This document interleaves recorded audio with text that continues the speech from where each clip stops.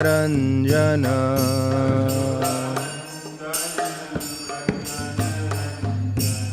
Yashodanandana Vraja Janaranjana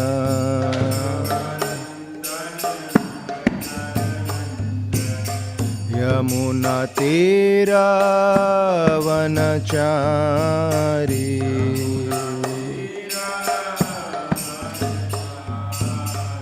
Yamuna Tira Vanachari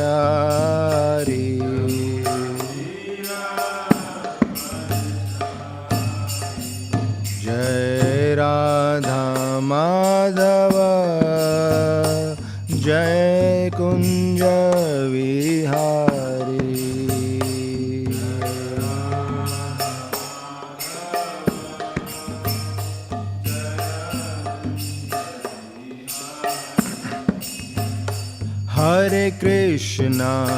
Hare Krishna Krishna Krishna Hare Hare Hare Rama Rama Rama Hare Hare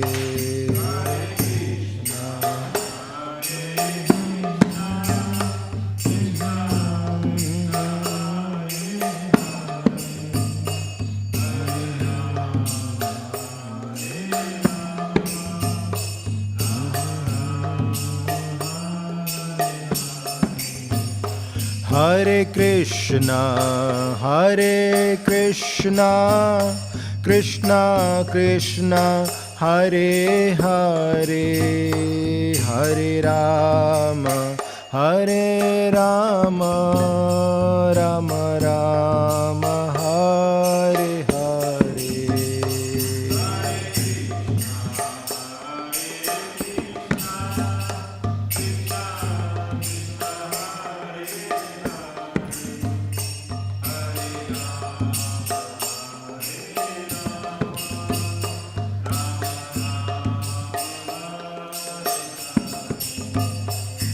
Hare Hare Krishna Krishna Krishna Hare Hare Hare Rama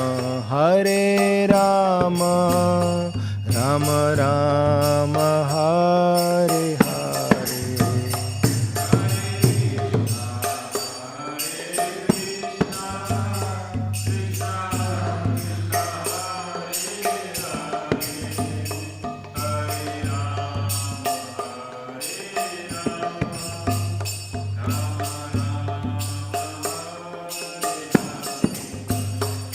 Hare Krishna Krishna Krishna Hare Hare Hare Rama Rama Rama Hare Hare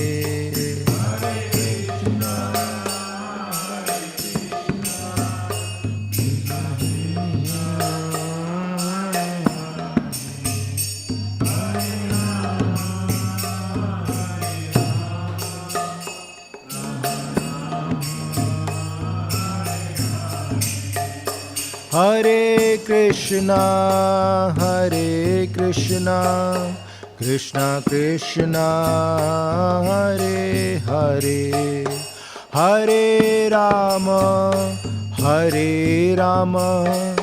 Rama Rama Hare Hare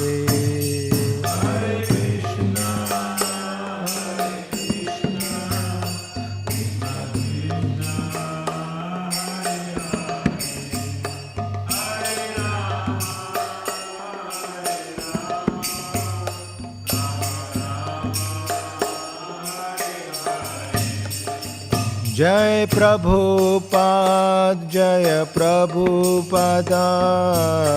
Prabhupada Srila Prabhupada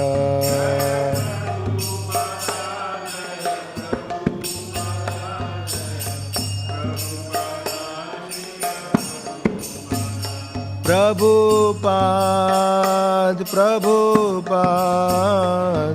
Prabhupada, Jai Jaya Prabhupada.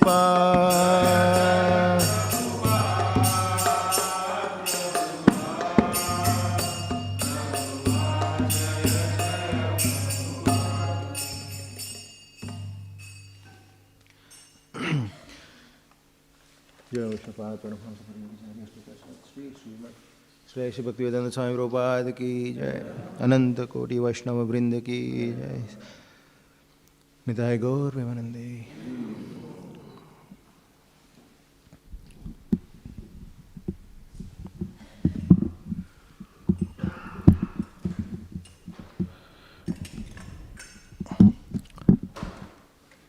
Thank you, Abhay. Om Namo Bhagavate Vasudevaya. Om Namo Bhagavate Vasudevaya. Om Namo Bhagavate Vasudevaya.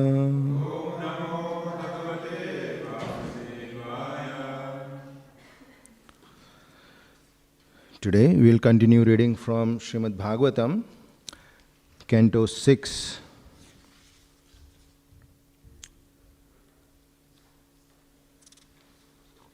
which is entitled Prescribed Duties for Mankind. Chapter number 6, it is called King Chitraketu Meets the Lord. And today we are on text number 37.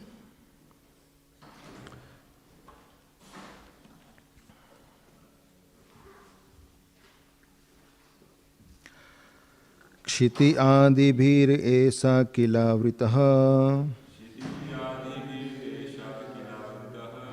Kshitiz आदिभिर ऐसा किलावृतः सप्ताभिर्दश गुणोत्तरैर अंडकोशः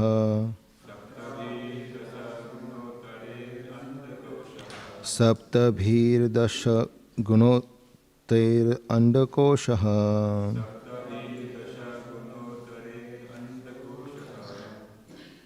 यत्र पतति अनुकल्पः यत्र पतति अनुकल्पः सहांडकोटि कोटिभिस्तद अनन्तः सहांडकोटि कोटिभिस्तद अनन्तः क्षिति आदिभिर एष किलावृतः सप्तभिर्दश गुणोत्तरैर अंडकोशः यत्र पतति अणुकल्पः सहांडकोटि कोटिभिस्तद अनन्तः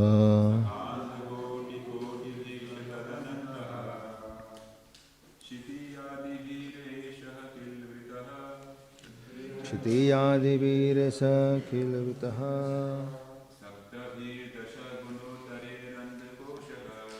सप्तभिर्दश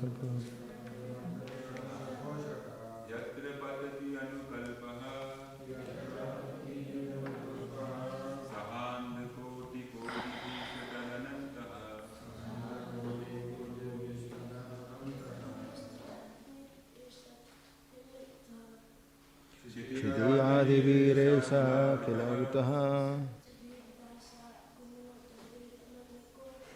सप्तभिर्दश गुणोत्तरैर अंडकोशः यत्र पतति अनुकल्पः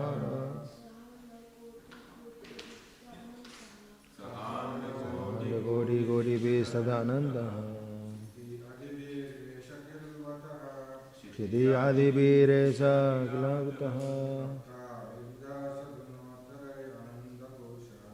सप्ताभिर्दश गुणोत्तरैर अंडकोशः यत्र पतति अनुकल्पः koti koti visa tada anantaha.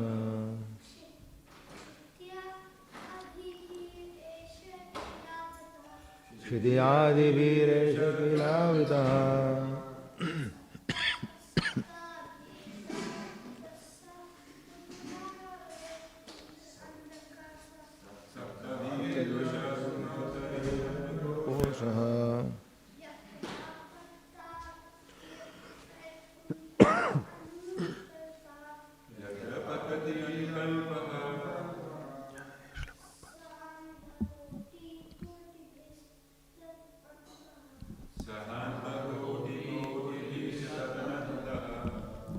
Mataji, please.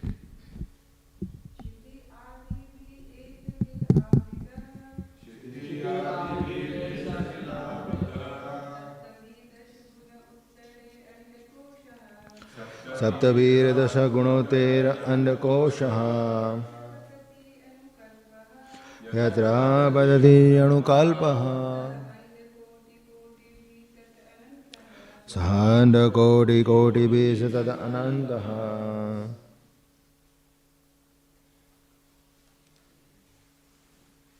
Anyone else?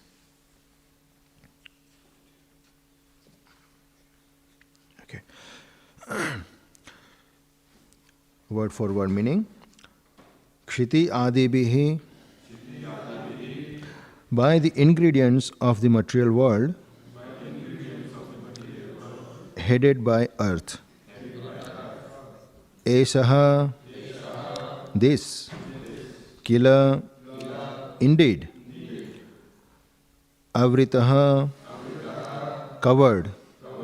Saptabihi, 7.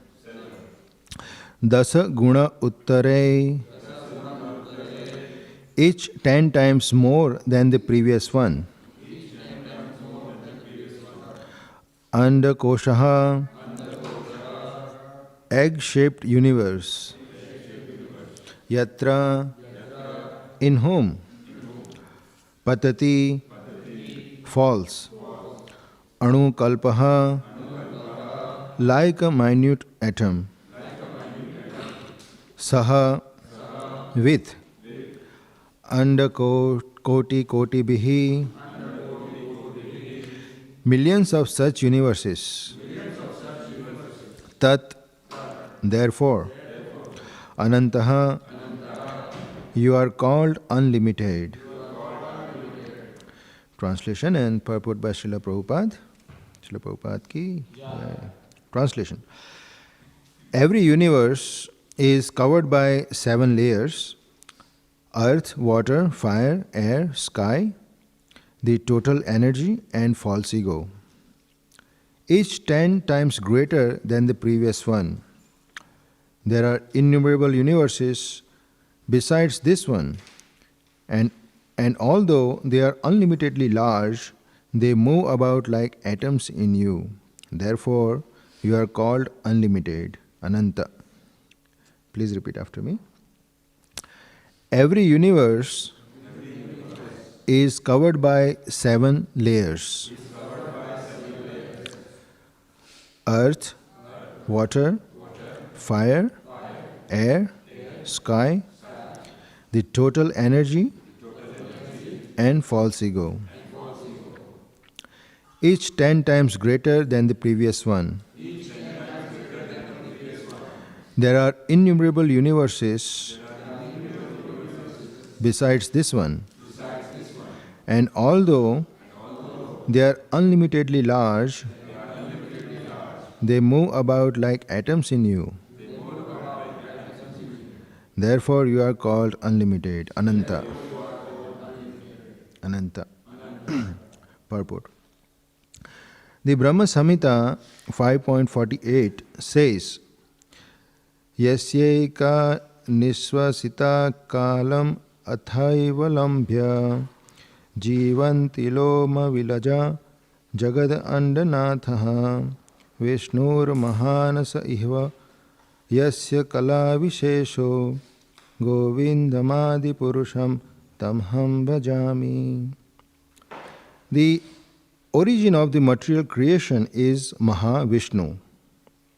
who lies in the causal ocean. While he sleeps in that ocean, millions of universes are generated as he exhales, and they are all annihilated when he inhales. This Mahavishnu is a plenary portion of Vishnu, Govinda. Yasya Kala Visheshaha. The word Kala refers to a plenary portion of a plenary portion. From Krishna or Govinda comes Balram. From Balram comes Shankarshan. From Shankarshan, Narayan. From Narayan, the second Shankarshan. From the second Shankarshan, Mahavishnu. From Mahavishnu, Garbhodakshai Vishnu. And from Garbhodakshai Vishnu, Kshirodakshai Vishnu. Kshirodakshai Vishnu controls every universe.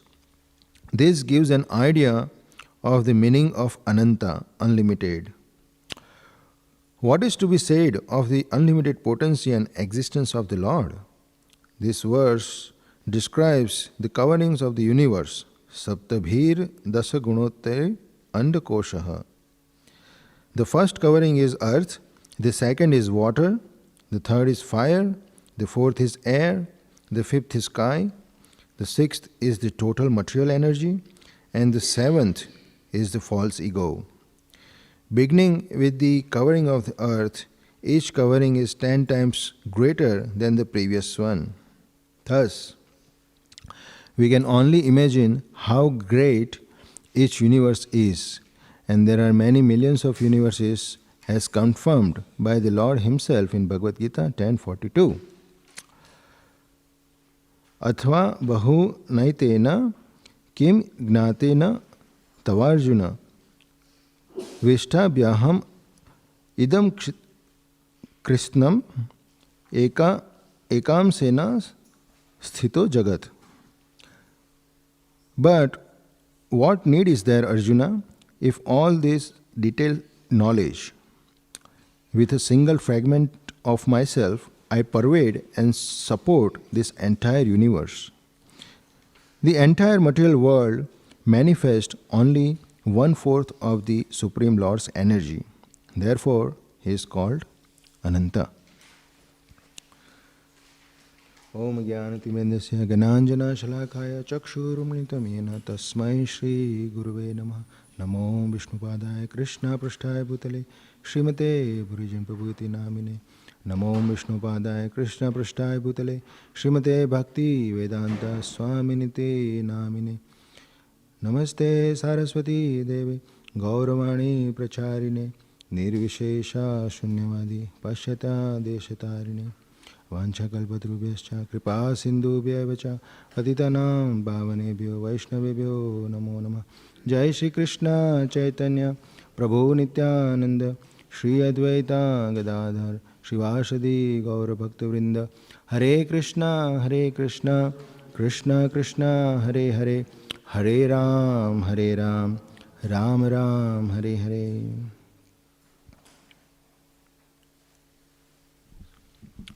Hare Krishna.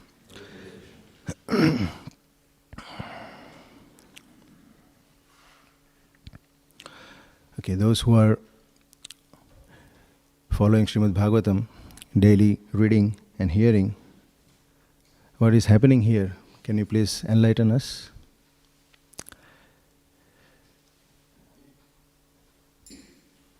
What is this verse is about, Prabhuji?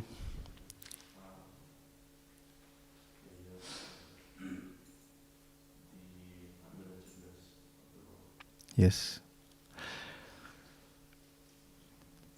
How Lord is unlimited? Anyone remembers? Okay, looking without the board, what is spoken in this verse?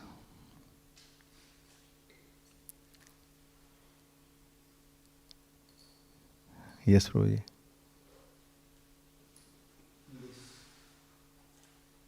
Material creation is unlimited, and yet it's just 1/4 part of Krishna's entire creation, and even the entire creation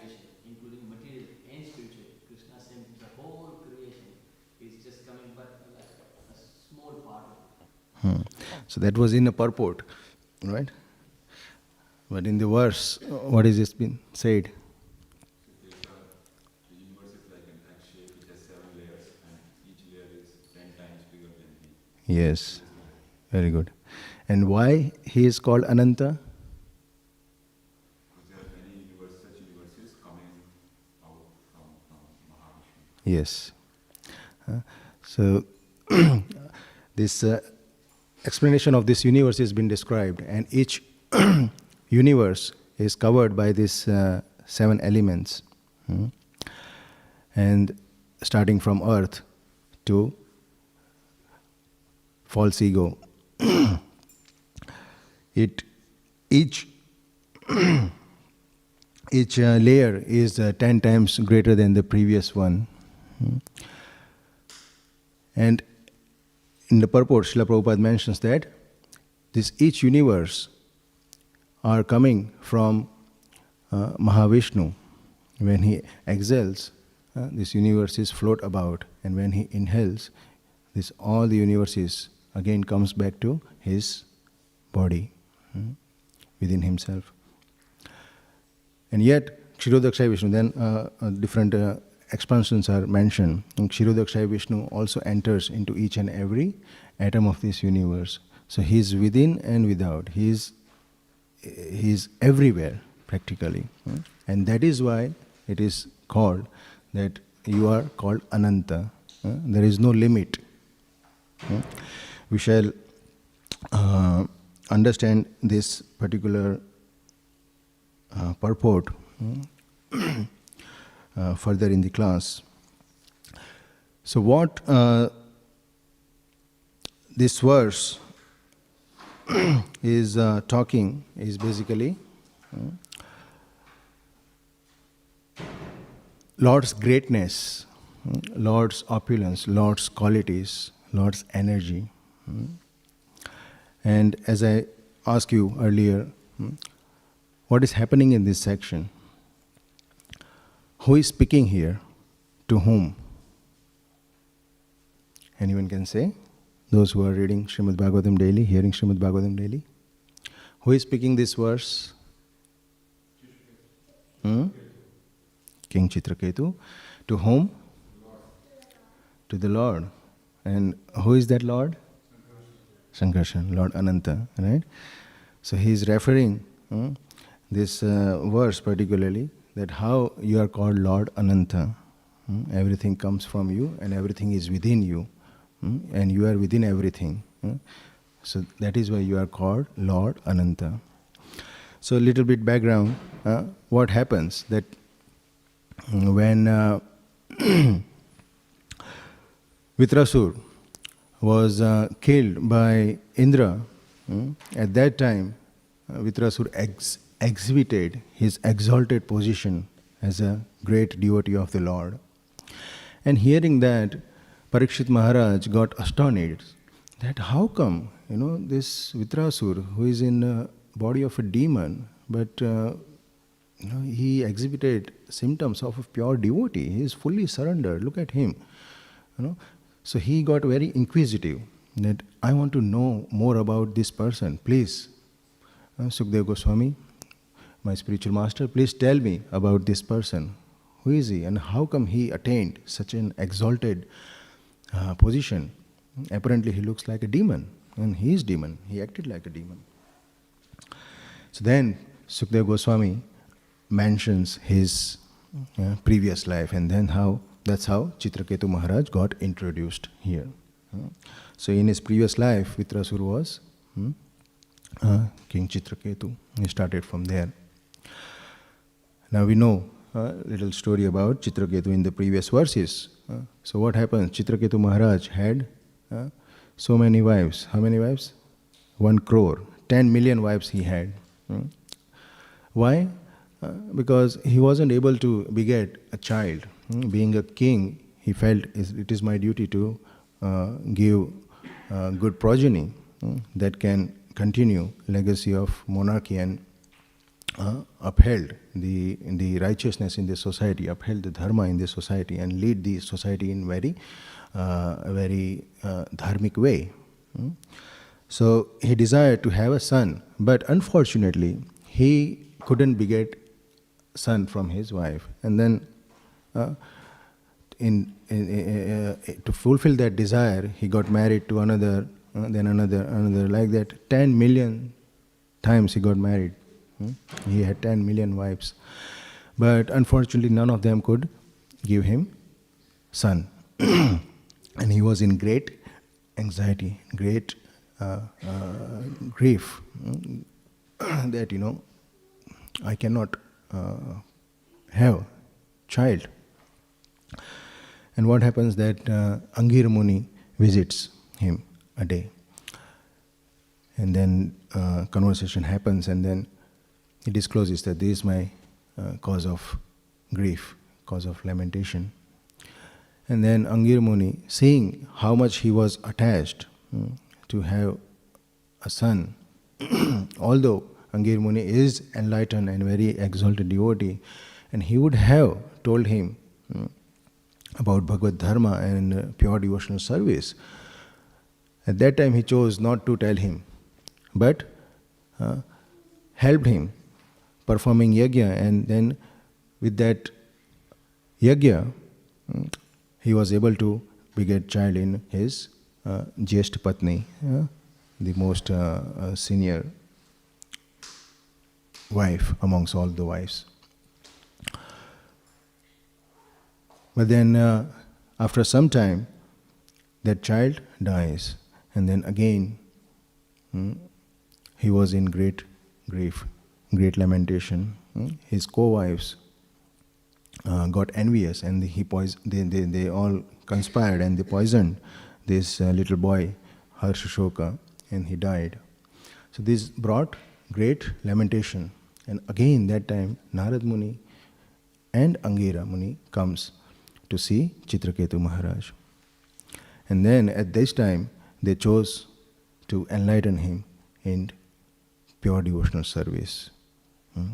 And they preached in such a way that king, along with all the wives, they all got to understand what is happening here. They got completely detached from this material world. And King Chitraketu Maharaj got initiated by Narad Muni. Narad Muni gave him a mantra and blessed him that, after 7 days you will see the Lord face to face. Chitraketu Maharaj very faithfully chanted that mantra, and within 7 days, after 7 days, he got to see the Lord. And this is what this verse is about. As soon as Chitraketu Maharaj had darshan of Lord Anantadev, he started offering prayers. So this is where we are right now. The section is spoken by Chitraketu Maharaj to Lord Anantadev in his glorification. So this is something to learn here. When we have a great personality appear before us, we should offer some words of glorification. We should offer nice reception and some pleasing words. When we come to temple, we offer some prayers and glorification to the Lord, because we are seeing the great personality. And not only that, amongst devotees also we should do this practice. We should practice like this. And then someone can say, well, how is it practical, seeing devotee and, you start glorifying, Prabhu, you are like this, you are like that, and then next person comes, Prabhu, you are like this, you are like that. Things doesn't work like that, Prabhuji. How we'll go about with the other things, we'll just keep talking about devotees all the time. Yes, you are right. But at least in our mind we can offer respect. Not necessary that if I see a devotee 5 times a day, and then 5 times, I have respect for him and I know his greatness, and doesn't mean that, every time I spend, 5-10 minutes, glorification of him, and then, we come to the point, talking about services or anything else. No, but we have respect. At least in mind we can offer the respect. Oh, such a nice devotee. And then we carry on our regular services with that devotee. Just like a king, when he enters an assembly, he is being glorified by his associates.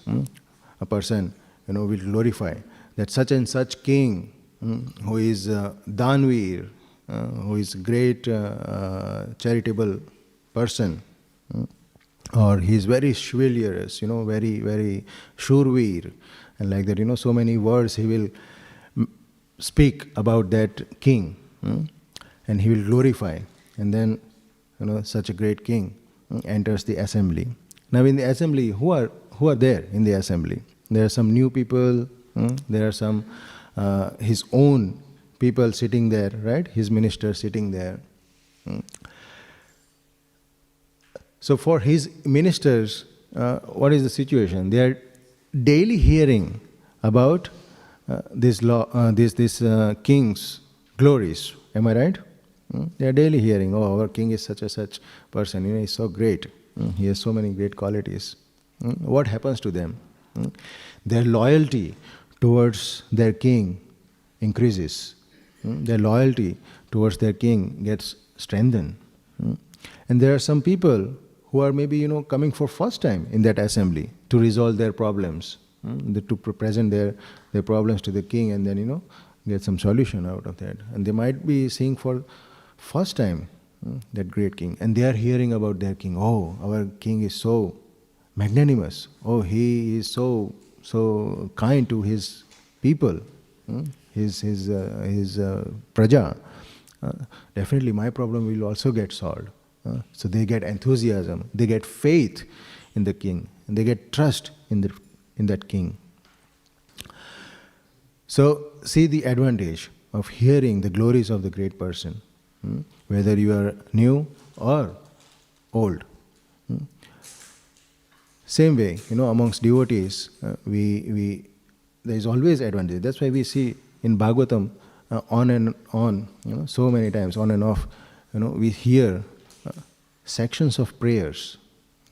Many devotees, practically every devotees in every section you will see, they are glorifying the Lord.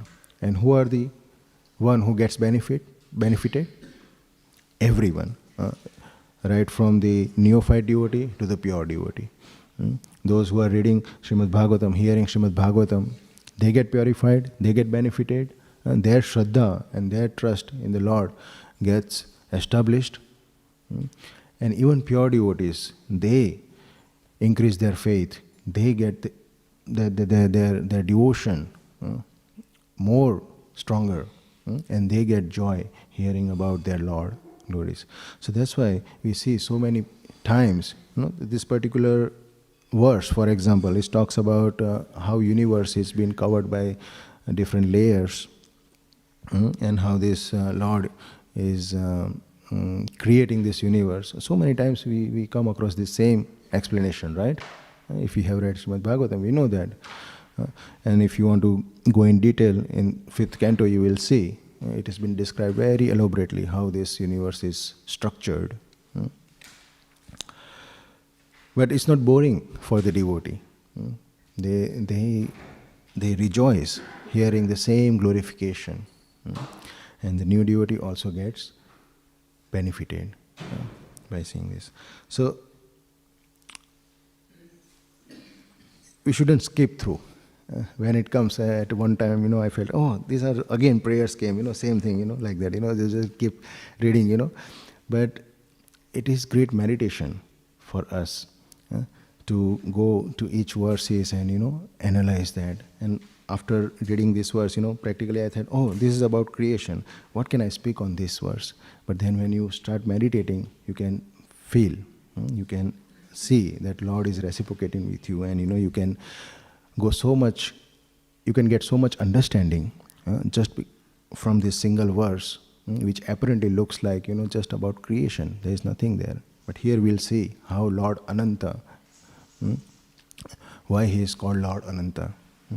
We'll understand the word Ananta, his name Ananta.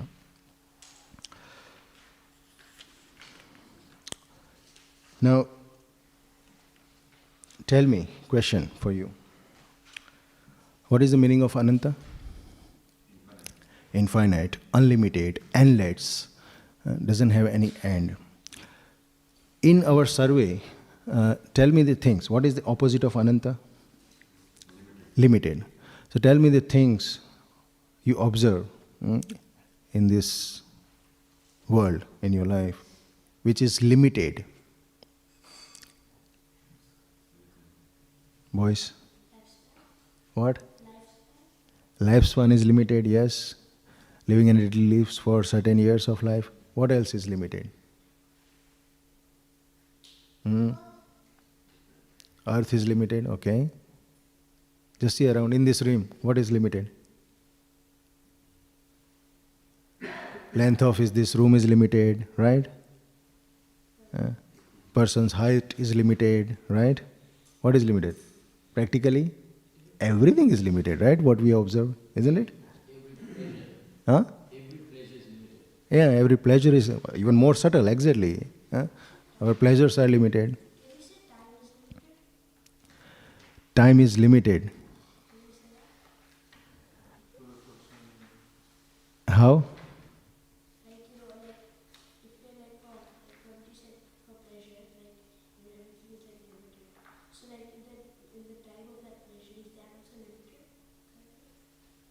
Time for pleasure. No, you're talking about time or pleasure?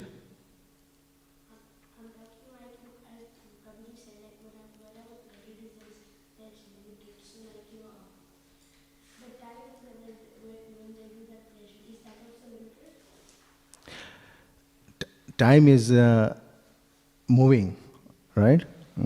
So when you are enjoying, that enjoyment won't last long. So that's what Prabhu says, that pleasure is limited for certain time. But when you speak about time particularly, it keeps on going. Right? Time doesn't stop. Now, opposite to that, what are the things in this material world which apparently I'm using the word apparently, appears that they are unlimited? Money is unlimited. Apparently it looks like, huh? What else?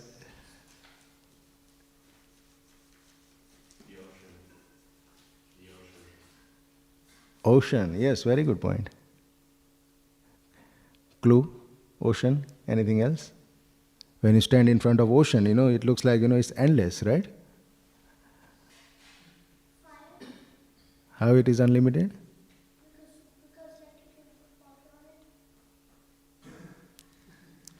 Okay, I'll take it from there. Let's say sun. Sun has fire, right? It's fiery globe. And it emanates a lot of light and heat, isn't it?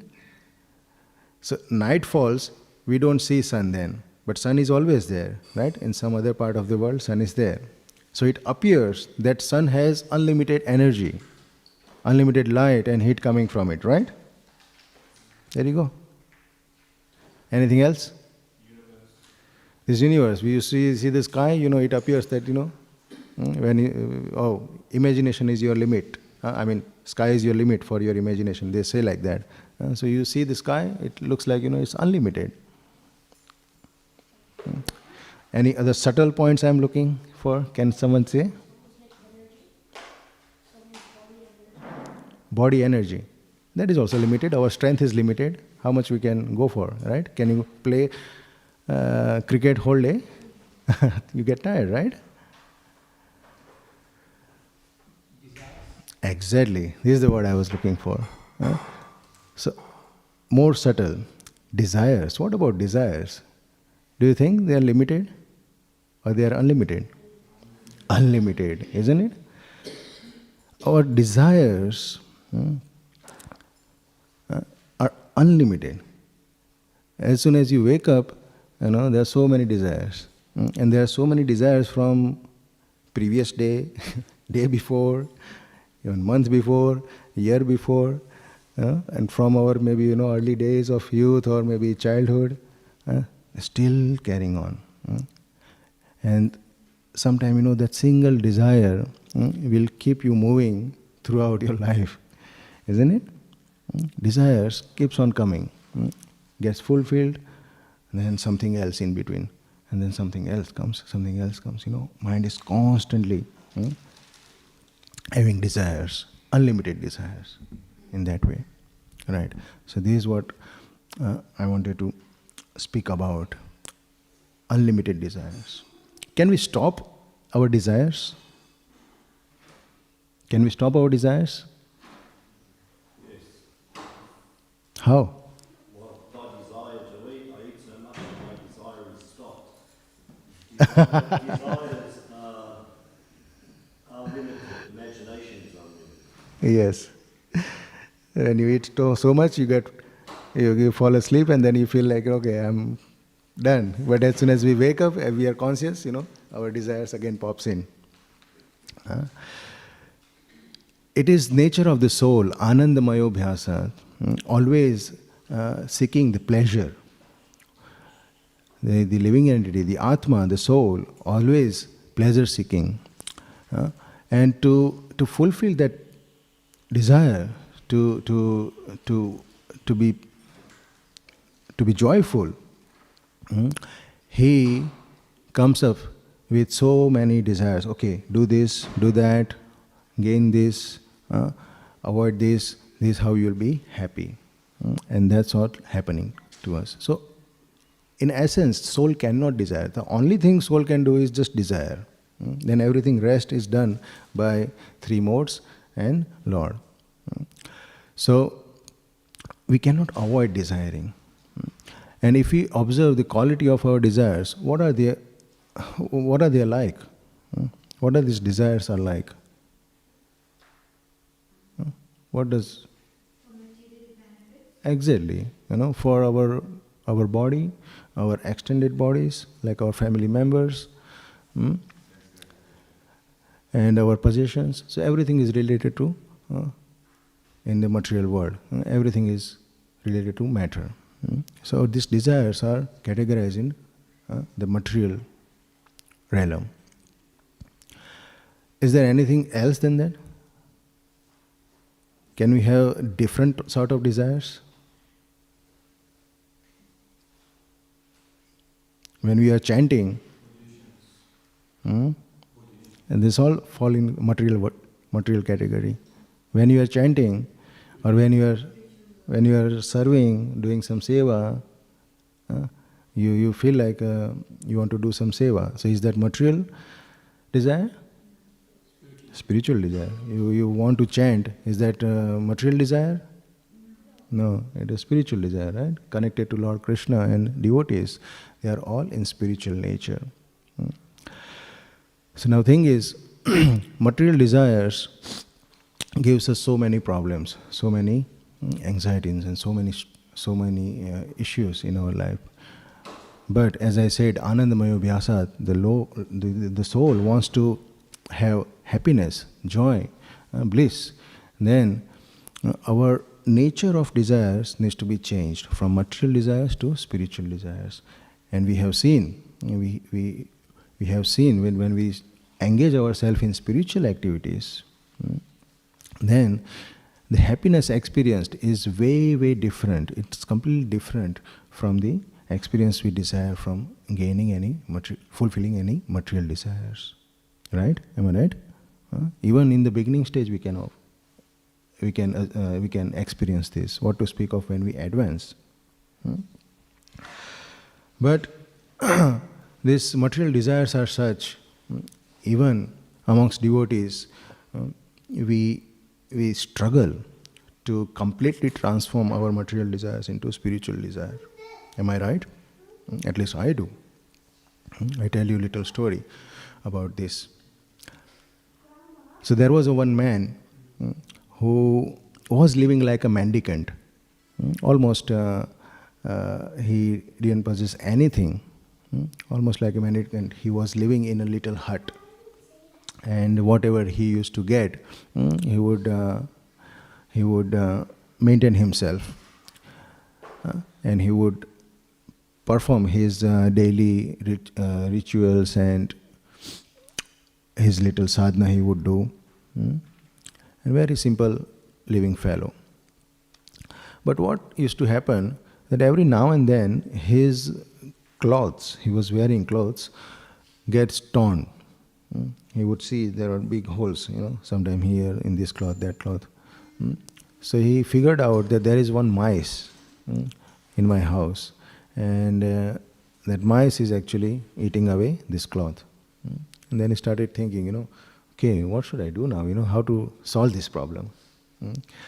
So he thought, okay, mice is afraid of cat, so let me bring a cat, and then problem will be solved. Okay, so he brought a cat in his little hut, and the problem got solved. But then every now and then that cat would run away from his hut. And then this person had to search for that cat and bring it back. And then he started, why this is happening? So of course, the cat gets hungry.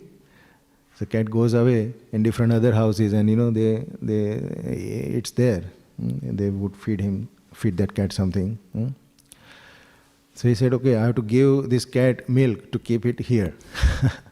So then he thought, what can I do? Okay, where the milk come from? I have to get a cow. So he thought, let me get a cow. And he brought a cow to his little hut and then started maintaining that cow. And he would get it. But after some time, he started thinking, arey, so much work. I have to bathe the cow, I have to feed the cow, and milk the cow daily, and then give the milk to cat, all these things, so much work. What else I can do, to resolve this problem? So he looked around and he saw, some other people in his neighborhood. They also had cow, and he saw, there is a woman there who is milking the cow, and who is looking after the cow. Okay, so I should also get a woman. So he thought, okay, let me get married. So now he got married. So now imagine, when you get married, when you enter in Grahastha ashram, what happens? So he got married, and then here his wife, daily looks after that cow, looks after her husband, and soon after that there are some children in the little house, and then his family got expanded, and then his more responsibility came. That okay, how to look after my kids, send them to education, teach them, play with them, get some toys, and then this little hut is small, so get the bigger house. So like that, more and more demands came, and he got engaged more and more into different sorts of responsibilities.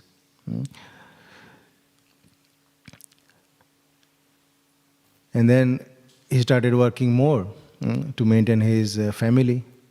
He started working more, and then one day he sat down and started thinking, okay, what am I doing? Why am I in this situation? I don't have time. He felt that I am compromising my spiritual life, the practice I used to daily do. Daily do my sadhana, and then rituals, and studying literatures. I have no time. Practically, I am engaged in all these homely duties. And he started going back and started thinking, how did it all started? And then he said, oh, that was just one hole in the cloth, caused by mice in my house. And then see, from one little desire that he wanted to get rid of that rat, how that developed into another desire, and then from one desire, it developed in so many desires that he got caught up into so many other responsibilities that eventually he compromised his devotional life.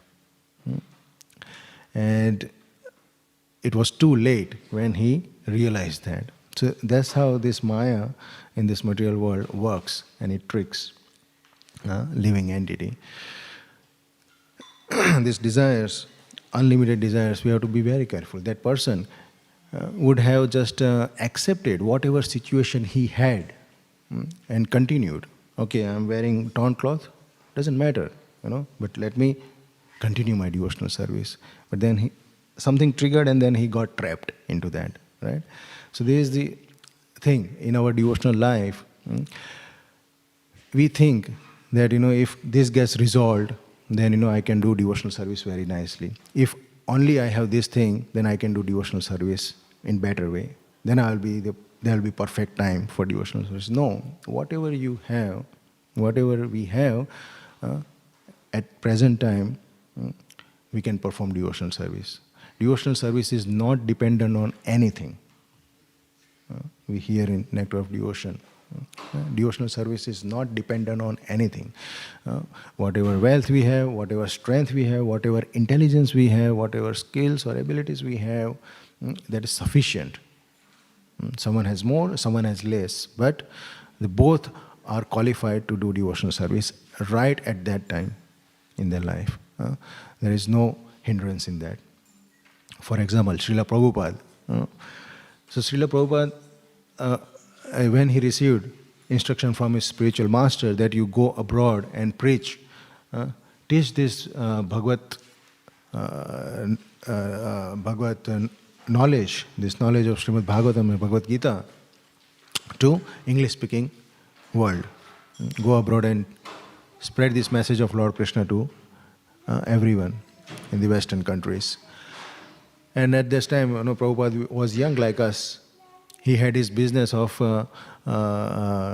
chemist. He was working as a chemist, and he had his business. So he was thinking that, let me earn some more money, gather some more money. Going abroad at that time, talking about 1950s or even 40s. At that time, going abroad wasn't so easy. Just like today, we just pay some money and, fly to different country. It wasn't like that. So at least he thought, let me gather some money and then make some contacts and, gradually I will fulfill that desire. But then, by Lord's plan, his business didn't go well. He made loss, in fact, and he never had enough money. But then, time was clicking. Time doesn't stop.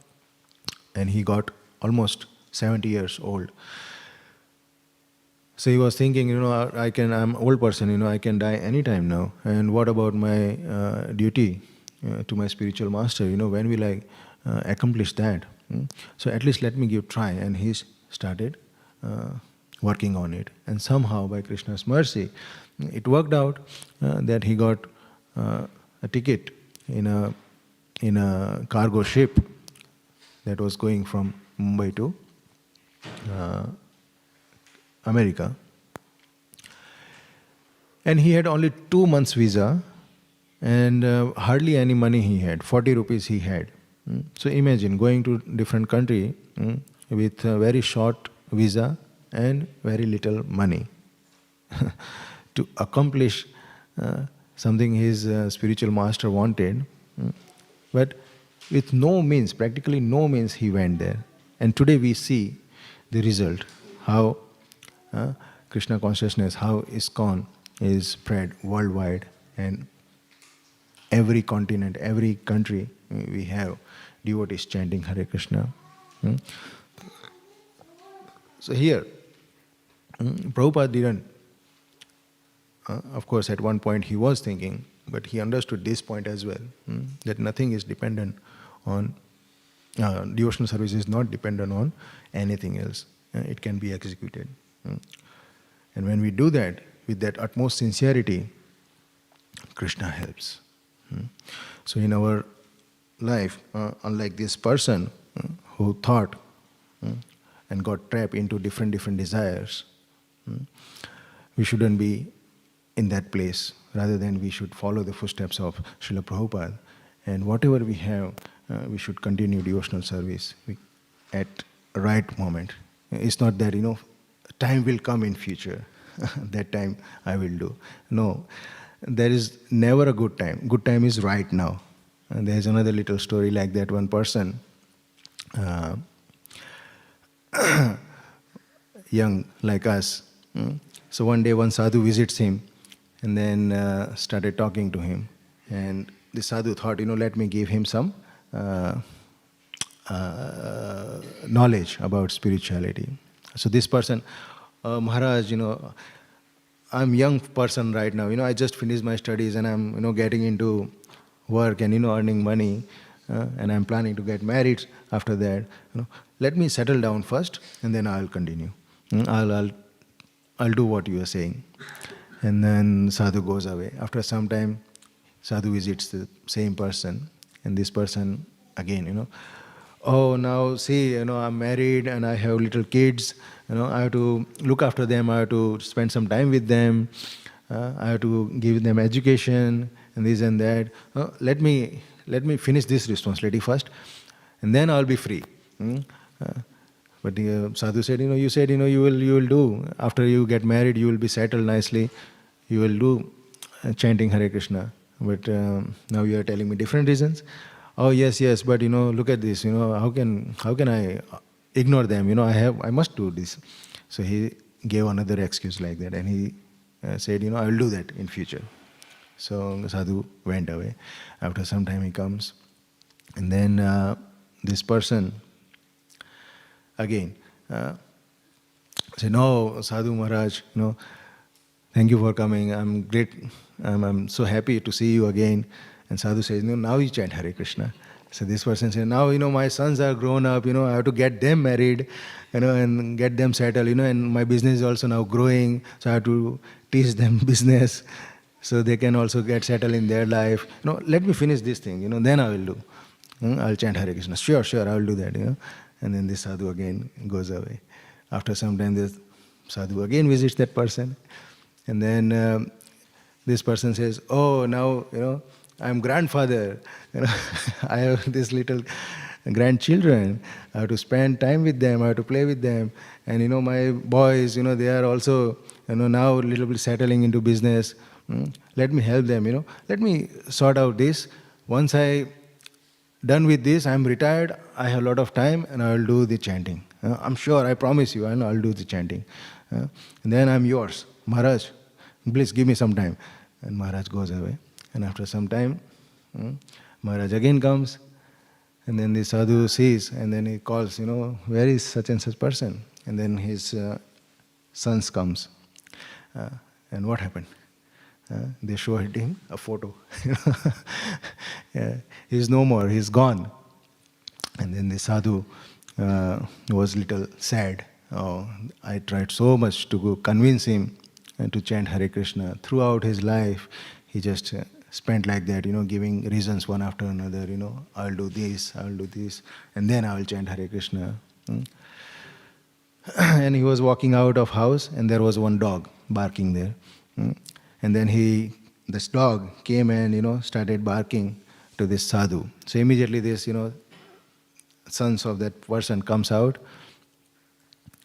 and they started beating that dog with a stick, go away, don't disturb this sadhu, go away. And like that they were beating the dog. But as soon as the sadhu saw, he was so elevated, so realized, he understood, this person is none other than the same person, the same person he tried to teach and convince him to chant Hare Krishna. Now that person died, and they took birth as a dog in front of that same house. He is protecting his wealth, and he is looking after, his children, that how they are doing with that money. In form of dog he was there. But then he was crying and, started talking to that sadhu. And then, look at me, I did so much for my children, and they are beating me with the stick right now. So sadhu could understand, and he started talking to the dog, and then, told him and gave him message, and he blessed him, don't worry, you will be fine. But remember this, there is never a good time. If you are hoping that, this is the good time, then I will do the chanting. No, good time is right now. Whatever you have, whatever you don't have, doesn't matter. Right now you can perform devotional service. And then he blessed that dog and went away. So this is what the situation, in our life, in devotional life. Many times it happens with us also.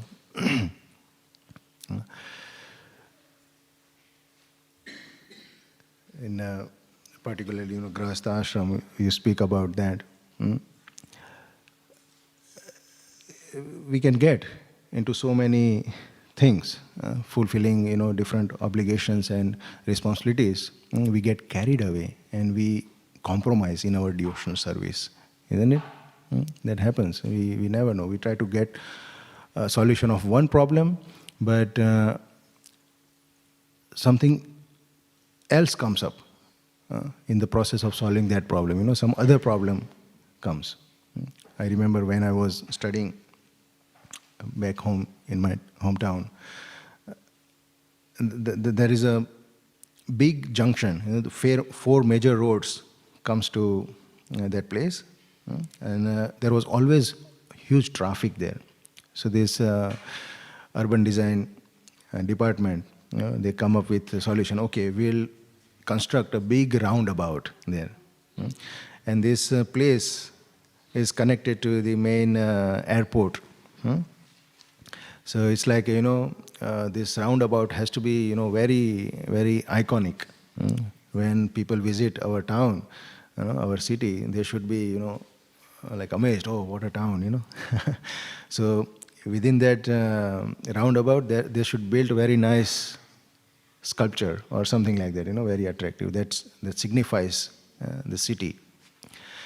So they hired commissioned one architect, and this architect comes with some proposal, and they built also. So now this is huge roundabout, okay? And 4 major roads are meeting each other, and huge roundabout they built, and within that roundabout, instead of small something sculpture or garden, they built something very huge. It's almost look like a building, That created more problem, But drivers cannot see the other vehicles, coming in and out. It was blocking the vision. So it went like that for some time, but there was a big issue. So they come up with idea, okay, now demolish that. So they demolished the whole structure, nice structure there, but it was huge, within that roundabout, and they demolished that. But still, traffic problem didn't got solved. They made it into garden, and then still it didn't solve. So they thought, okay, let's put some signals, traffic lights. So they put some traffic lights there. That will solve the problem. But India, traffic lights no one obeys anyway. This was one of the situation there also. It was so much traffic that people just ignore.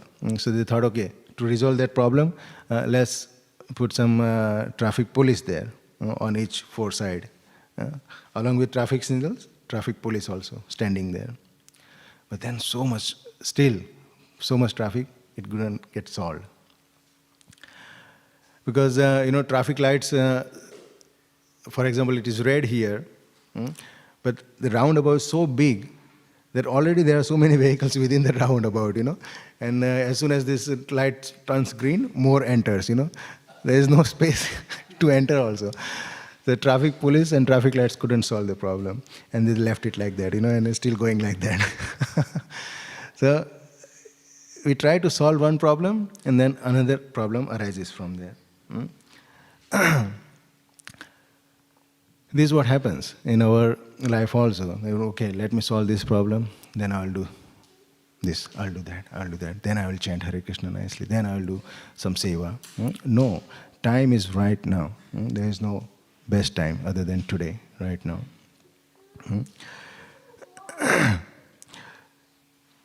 I remember, now in Grahastha ashram, chanting, for example. So at one time, when we used to talk to devotees, devotees would present, Prabhuji, chanting, I'm facing these challenges. Why? Oh, I have this thing to do, I have to do that. so and so forth. And then I used to, in my little understanding, I have to try to give some solutions. Okay, do like that. What about if you do like that? And this can resolve the problem, and then your chanting will improve. But today I am saying, I am in that same situation, right?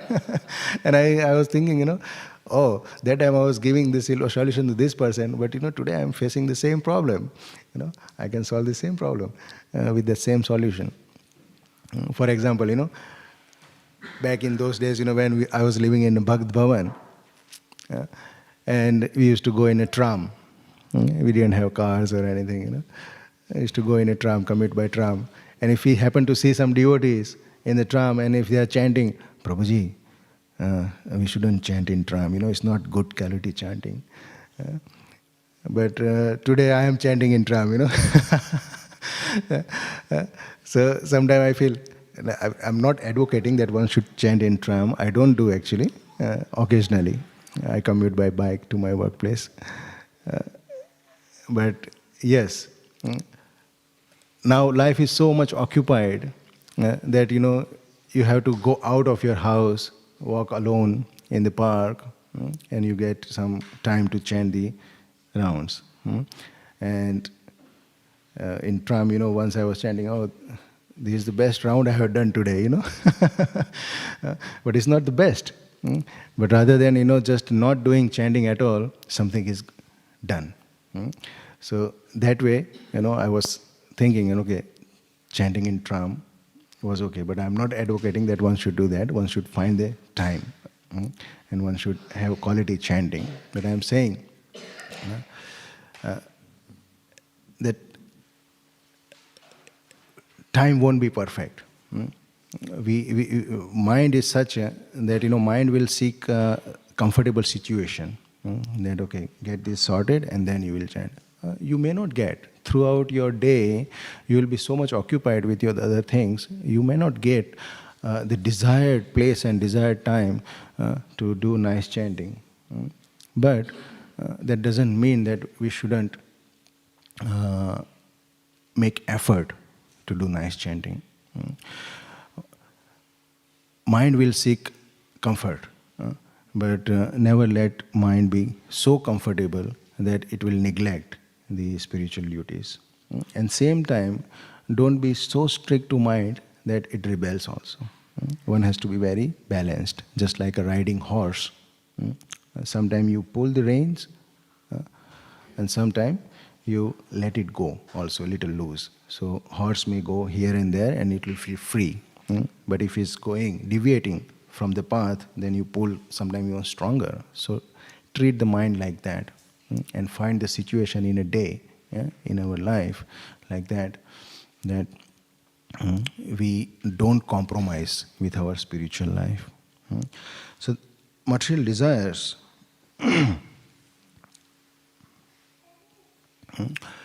will be there as long as we are in this material world and material body. There will be a lot of material desires, and there will be a lot of obligations and a lot of responsibilities in our ashram. Grahastha ashram, brahmacharya ashram, any ashram. Everyone has responsibilities. But our main aim is to transform that material desire into spiritual desire. So now, here a question. So if we have unlimited desires, can we solve those unlimited desires or fulfill those unlimited desires with limited means? Can we?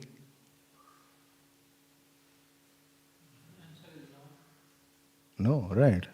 If something is unlimited, how can you achieve that with your limited means? So one has to seek help of someone who is in unlimited position. And that is this verse is all about. What is this verse talking about? What? Yes, Lord who is unlimited, whose name is Ananta. He is endless. So our desires are unlimited, and particularly these material desires are unlimited. And we know these material desires are causing us problem. We have to, time to time, we have to deal with that, and it is very difficult. Not a problem. We have solution. You approach someone who has unlimited strength, who has unlimited intelligence, who has unlimited means to handle your unlimited material desires, and even transform that unlimited material desire into unlimited spiritual desires. And he is Lord Ananta, Lord Vishnu, Lord Krishna. He can do it. And from this verse on, you will see how Chitraketu Maharaj glorifies. So even if we have material desires, not a problem. You go and seek help from Lord. It's not that, I have material desires, I am not pure. When I become pure, I will approach the Lord. No, even if you have material desires, akam or sarvakam, everyone can approach the Lord. And Lord Ananta can resolve your unlimited problems. So this is in essence, this is the verse is talking about Lord Ananta. This is how we can understand why Lord is called Ananta. What is the significance of his name Ananta? He can solve our all unlimited problems of our life. So Lord Ananta Dev ki Jai. Anyone has any question or doubt or a correction, apprehension? Yes. So Prabhupada gives one beautiful example. That iron rod. That iron rod, when it is put into fire, and for some time, it is there. When you take out that iron rod, what is it like? Is it iron anymore? What is it? It glows, but if you put it acts like a fire, right? It has become fire actually. So that iron rod, you kept in a fire, and after some time you took it out, it acts like a fire. If you touch something, it will burn. So it has become fire. So these material desires, how to transform into spiritual desires is that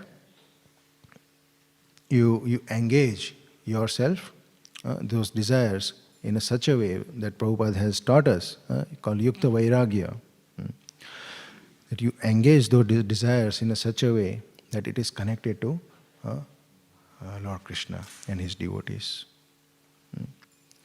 And then those desires will become spiritualized eventually. So I have desire to eat different foodstuffs, for example. So if I just eat everything and anything I desire, it will be problem. Sri Krishna says in Bhagavad Gita that those who don't offer to me, they eat sin. So we are eating sin. But that propensity, that craving to taste different foodstuffs, when Krishna says, you offer with love to me, I accept, and you then accept that Mahaprasad, that Prasad, that same activity.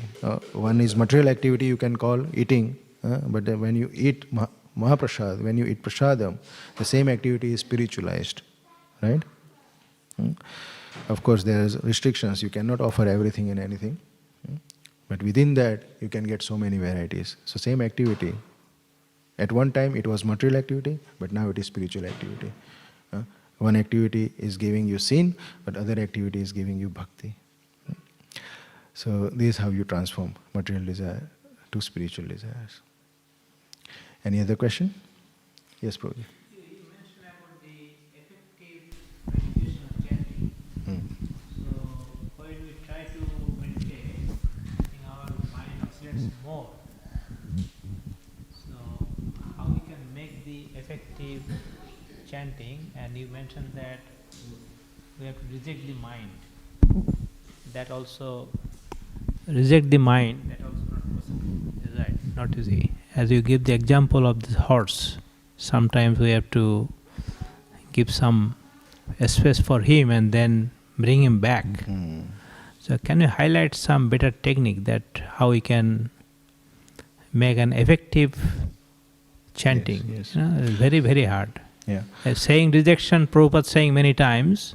Also, I was reading Bhurijan Dasa's book about japa, but it is not easy for beginners. Maybe for very elevated person, they can have better way of control the mind, and at least when they're sitting for meditation, they make a good meditation or good chanting. So can you highlight your experience, please? Thank you. Yes. So I am also in the same situation. It takes a while. I am not yet perfect as well in chanting. I am also struggling in that. But what we have read from Srila Prabhupada, and you have mentioned about Bhurijan Prabhu's book, Japa book, they have experienced that and they have realized. And these are some tips they have given us.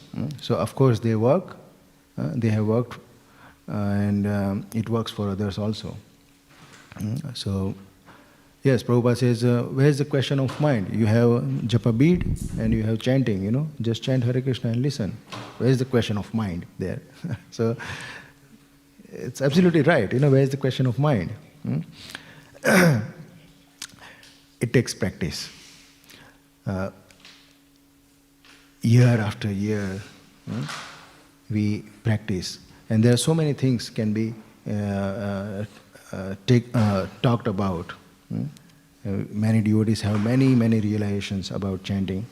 So we can take guidance and instructions from all these devotees who have tried and tested how to improve their chanting. And it's not one solution. To person at different time, sometimes it works and sometimes it doesn't work. Particular solution, for example. So yes, in essence, it is practice. At particular given time, if you are able to focus on chanting, do that. Sometimes it doesn't work. For example, it is said best is you sit alone nicely and chant. But if I try to sit for 2 hours in one stretch, I get backache. I cannot. And with backache, my mind is not focusing on chanting. So rather, I would prefer walking, for example. So one solution may not work for different person. So we have to gauge ourselves and try different solutions given by these different devotees who have experienced and experimented and tested. And what works best for ourselves at given time, we shall do that. Say, for example, in Bhagavad Gita, in chapter 6, I think Abhas Jog, or what do you call this? Abhas Jog, is that? Or Dhyan Jog. Chapter 6. Chapter 6 of Bhagavad Gita. So Sri Krishna has mentioned very detailed about meditation. How to sit, where to sit, how to attach your mind to the Ananta, as you mentioned that. But again, that is not an easy process, number one. Number two is that our material body and spiritual body has 6 different sheets or shells. Say, Annamaya Kosha, which is the physical body. Prabhupada has mentioned very nicely about this. And then your Pranamaya Kosha, breathing and all this thing. And then the Manomaya Kosha. So if you look at the transition from one sheet to another sheet, or one cell to another cell, and then going towards upper level, which is Anandamaya Kosha, and then, the Jnanamaya Kosha, and then finally Anandamaya Kosha. Anandamaya final. So what I experienced that when you are chanting, if you control your breath, but then you have better concentration than you take breath. When you taking the breath, mind shuffles. Mind goes to some other thought. But if you stop breathing or have a deep breath and stop and chant, and I see that the connection between the Annamaya Kosha to Manomaya Kosha is much better. So, have you experienced this kind of effective chanting method that I'm thinking? I haven't tried that method, and I haven't tried Ashtanga Yoga method anyway. So I cannot comment on that. But yes, in essence, whatever works for you, we shall do that. The way, essence is that we are able to listen the holy name attentively. And by doing whatever means you have, by executing that method, if you are able to hear the holy name, you are good at that time. No problem. So one thing is that this yoga is a scientific process, is it? It is a science, yoga. Yes. Or is it? So there, for science there is some kind of formula. So shouldn't have developed this kind of formula where people can reach quicker, because rejection of mind is not possible for simple way, and listening also not possible in simple way, because mind is always shuffling, and when you sit for meditation, your mind is more unrest than it is usual case, because in usual way you are always obeying the mind.